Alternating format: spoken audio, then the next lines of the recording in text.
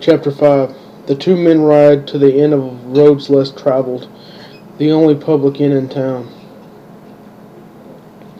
Lancaster rides up to the stables and tilts his head down, looking directly at Norman, and says, "You stay here at the stables or inn, Norman.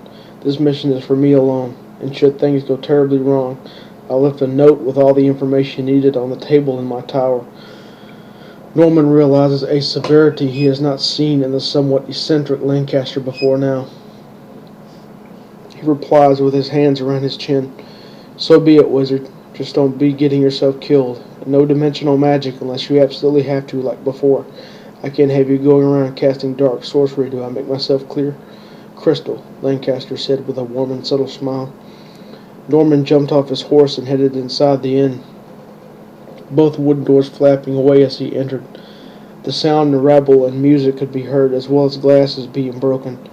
Norman Gall, now in his comfort zone, picks a table and chair vacant and closes close to the door, but near a corner. He sits back in the chair, arms crossed. The maid comes and asks, "Would you like ale, my lord? Perhaps a loaf of bread?" Norman signals no and pulls out a wooden pipe full of tobacco and lights it up. He then takes his hat off,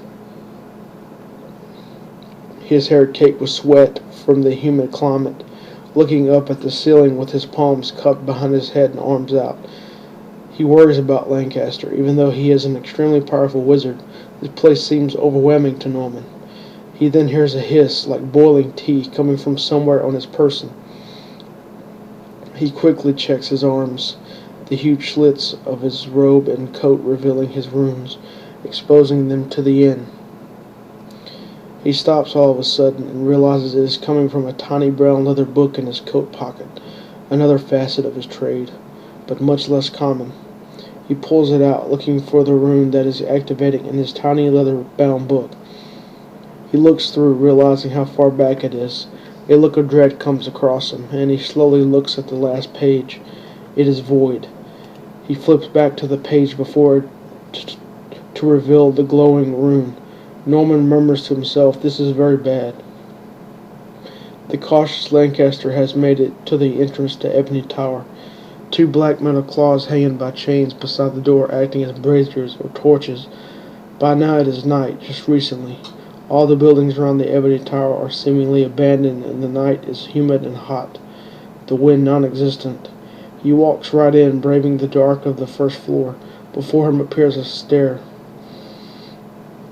He looks up to reveal it leads spiraling through the entire tower. He looks around him to reveal many such stairs all throughout the bottom.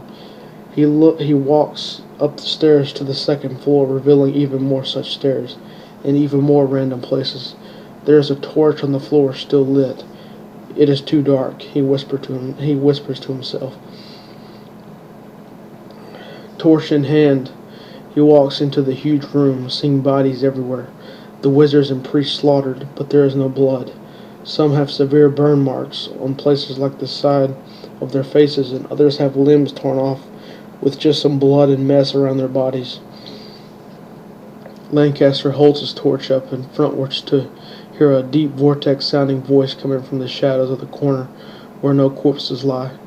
Out walks a gaunt and somewhat weathered and torn dead man holding a very elaborate and arcane-looking book. Huge. He throws it down and it slams loud on the stone floor, dust coming off the pages. The voice normalizes, it as it has been laughing this whole time. Quietly, though, he steps slowly into the light of Lancaster's torch.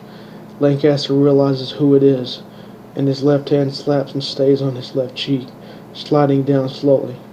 "Ethan?" yells Lancaster. "Yes, Archmage, I have been expecting you, and I have a surprise for you," says the now undead Ethan as he laughs. "These poor fools here know not what truly takes place here in this tower, not even the ones in it. They made me a lesser god. See that?" He then points to bags upon bags of cloth up against the walls of the room in droves. "Surprise?" he asks himself strangely. He goes to the bags and opens one and picks up a handful of ash, then walks to the book fallen on the floor and picks it up awkwardly and opens it with one hand, straining to hold it up. In his left hand he sprinkles the ash on one of the dead priests with a burnt cheek, at the same time flipping through the massive tome. He then holds out his index finger and summons a small red glowing orb at its tip and sprinkles the rest of the ash with his other fingers by relaxing them.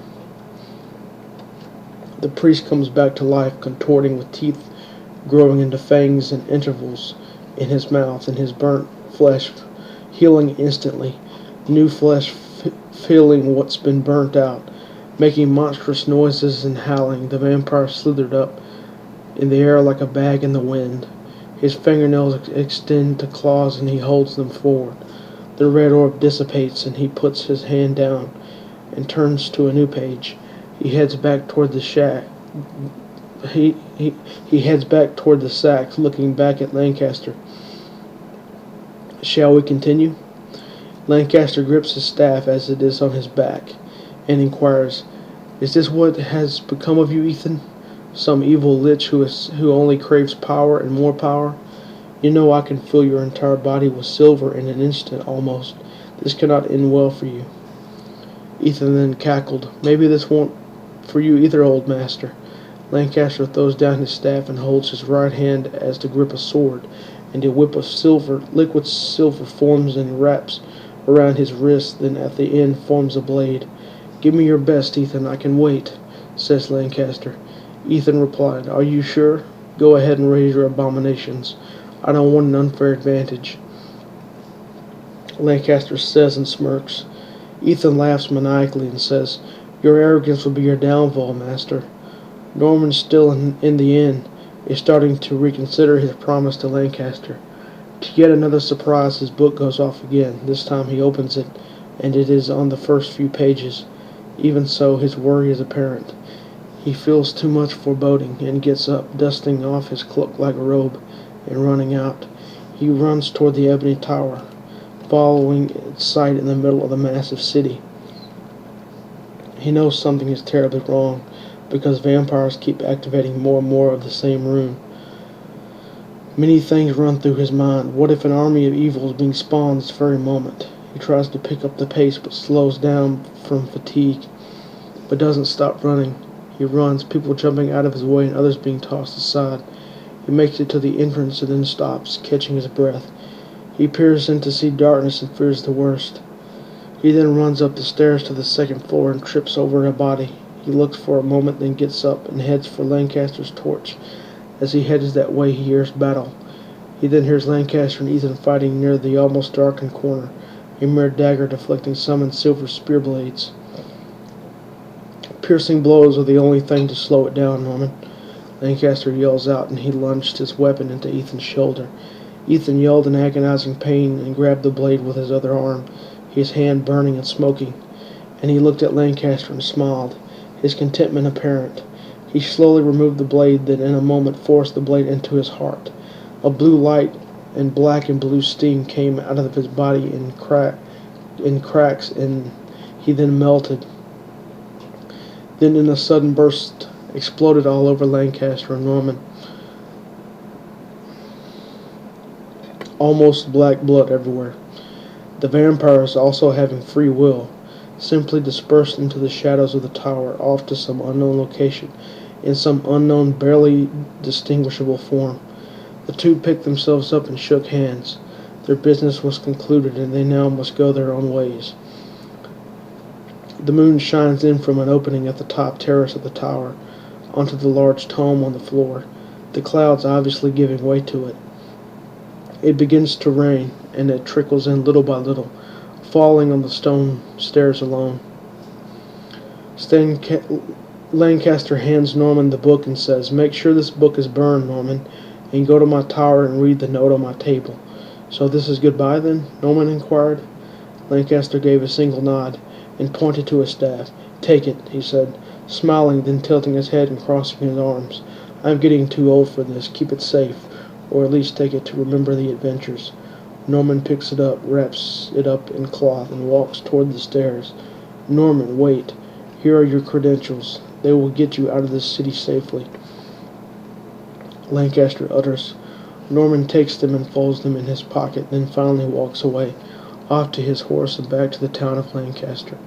7 days later, after a bit of trouble getting there, Norman makes it to Lancaster village and on horseback makes his way to Lancaster's immaculate treehouse tower on the lake. He opens the door, the house silent and bright with the morning. There is a note tacked to the table. He picks it up and reads, rubbing his brow and lowering his head. The note reads,